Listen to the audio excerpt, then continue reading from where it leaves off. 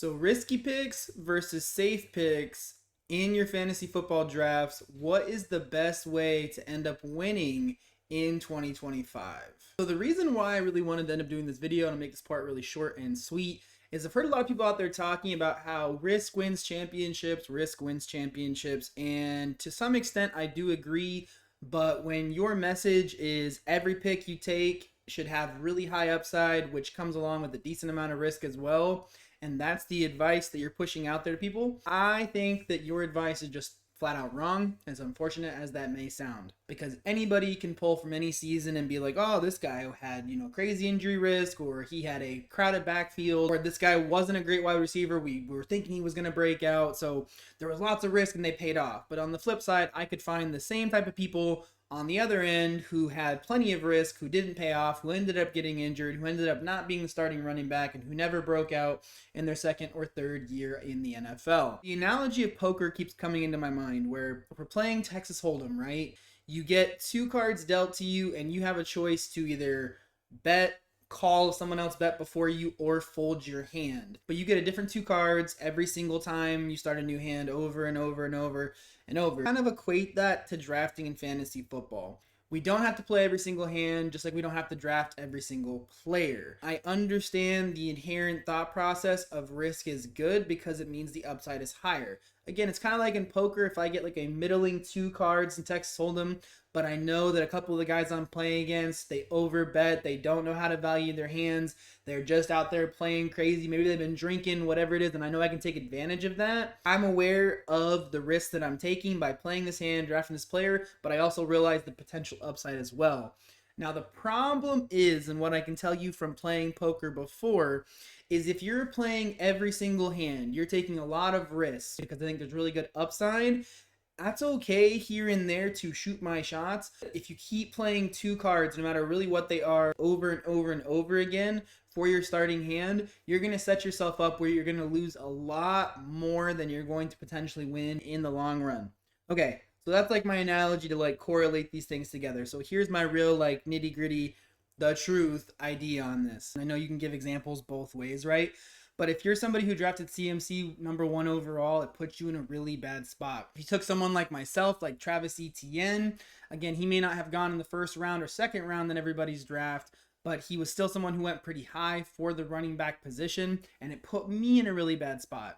When you have these players that are really high upside but really high risk going into the next season, it puts you in a bad spot to get smashed if the upside potential never gets to really get there because an injury happens, usage changes, or just their efficiency falls off a cliff, and it puts you in a position where you now have a huge hole to fill on your roster in those first few rounds, because those first, second, and third round guys are supposed to be the pillars and foundation of your team, barring like crazy injury. But with CMC, we knew he was injured going into the season. He still went number 1 overall and tanked God only knows how many teams because they drafted him number 1 overall. So the biggest thing is that it just sets you up in a bad spot. And if you're in a really deep league or the really sharp league, it puts you in a position where there's not going to be a lot of quality talent on that waiver wire. People out there are talking about this exact same thing, but they're saying, oh yeah, if you're in a 12-man league and you take a bunch of risky players, don't worry.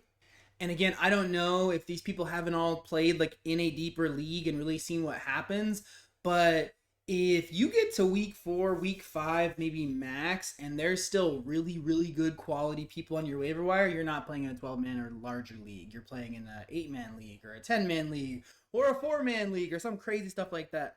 But that's not really how it works in real fantasy football as far as I'm concerned. I'm not able to find guys who I'm willing to start consistently after week 4 or 5 on the waiver wire the majority of seasons out of 10.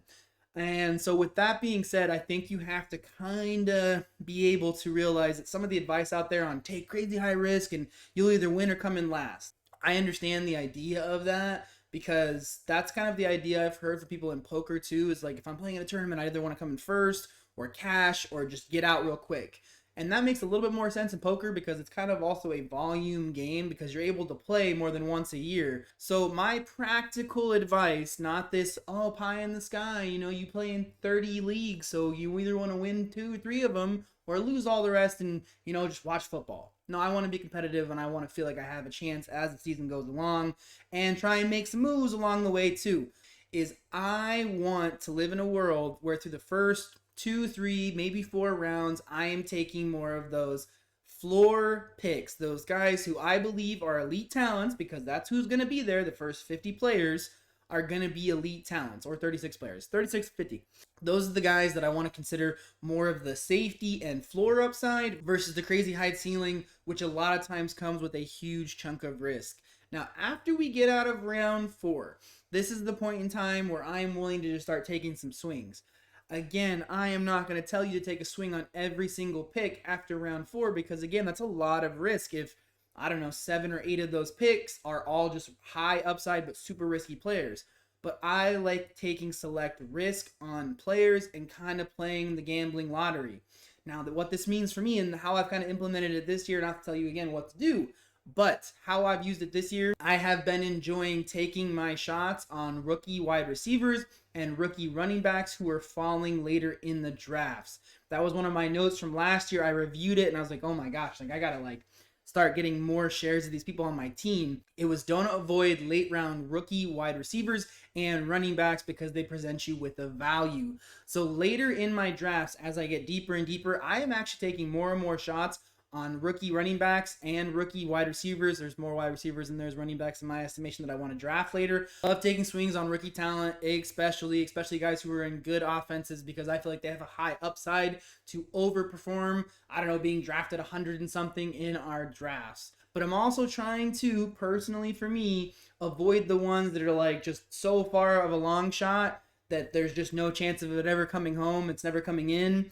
I'd rather shoot my shot on a high upside guy who has an injury problem later to the middle of my draft. They said after round 4, because at least for them, it's either they're going to perform at a super high level or they're probably going to get injured. And I'm going to know somewhere sooner than later whether I just need to cut them, put them on IR, or whatever it is, and then pick somebody off the waiver wire, hopefully earlier in the season than later. So there's still somebody on the waiver wire for me. So again, this is just my idea and my perception of how we should be balancing risk versus reward. I think it is a fine line to walk, and you can figure out what works best for you. But hopefully this video helps you get just a little bit closer to winning your fantasy football championship in 2025. If you are looking for some other late round guys that I'd recommend, maybe some late round handcuffs, maybe you're taking some swings on some running backs and maybe they're a little bit more injury prone or they have a little bit crazy high upside but comes with a decent amount of risk. I have my list of my favorite handcuffs going into 2025, so that video will be around here somewhere so you can know if you're drafting the high upside guy with a lot of risk, who's the guy you want to pair him with. Or maybe if somebody on your league doesn't take the handcuff and he falls to you, that would be a great opportunity for you as well, because then you can have a good quality RB2, RB3 just sitting on your bench waiting for the starter to go down. If that ends up being the case, you have a smash pick going later into the season. Hopefully I'll see you guys again. No, hopefully you guys will see me again real soon. Until then, you all have a blessed day. Bye.